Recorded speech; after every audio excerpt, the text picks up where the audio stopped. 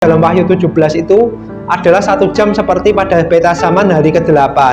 Tetapi 1 jam dalam Wahyu 18 ayat 10, 16, dan 18, dalam 1 jam Tuhan akan membinasakan mereka semuanya. 1 jam di sini berarti seketika, sangat cepat. Wahyu 18 ayat 8, sebab itu segala malapetakannya akan datang dalam 1 hari, yaitu sampar dan pengkabungan dan kelaparan, dan ia akan dibakar dengan api, karena Tuhan Allah yang menghakimi dia adalah kuat. Kuasa dari binatang-binatang itu hanya 1 jam lamanya, sedangkan segala malapetaka akan datang dalam 1 hari. Arti dari 1 hari adalah terjadi dengan seketika, dan terjadi bencana dan malapetaka yang terus-menerus. Daniel 2 ayat 45, tepat seperti yang Tuanku lihat, bahwa tanpa perbuatan tangan manusia, sebuah batu terungkit lepas dari gunung dan meremukkan besi, tembaga, tanah liat, perak, dan emas itu. Allah yang maha besar telah memberitahukan kepada Tuanku Raja apa yang akan terjadi di kemudian hari. Mimpi itu adalah benar dan maknanya dapat dipercayai. Setelah menghitung, menimbang, maka Tuhan Allah menetapkan akan menghukum dunia kembali.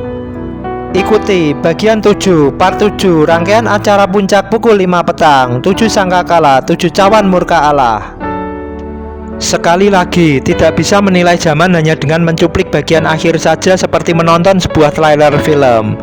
Untuk membahas hal yang lebih detail dan spesifik, harus mengetahui peta globalnya.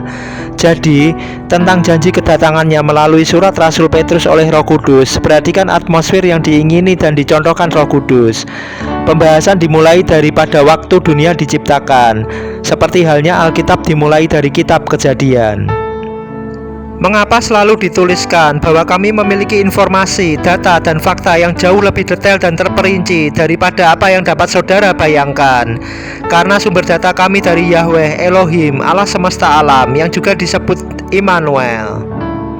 Karena firman-Nya tidak akan keluar dengan sia-sia bagi mereka yang tidak mengetahui bahasanya, yang tidak memahami hitungannya, yang tidak memahami cara-caranya, yang tidak memahami strateginya, yang tidak memahami prosedurnya, yang tidak memahami pikirannya, dan mengerti hatinya.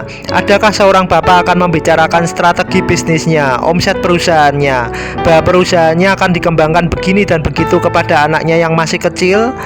Anggap saja masih berusia 10 tahun, tentu saja tidak. Respon saudara akan kebenaran akan sangat menentukan masa depan saudara. Ingatlah bahwa Firaun saja hanya sekali melihat dan bertemu dengan Yusuf, langsung menyerahkan cincin kekuasaannya ke jari Yusuf. Ketika Yusuf selesai menjelaskan tentang masa dan waktu, di mana akan terjadi 7 tahun masa kelimpahan dan 7 tahun masa kekeringan.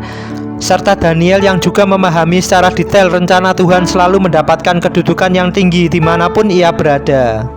Pembahasan ini dibuat secara berurutan, sistematis.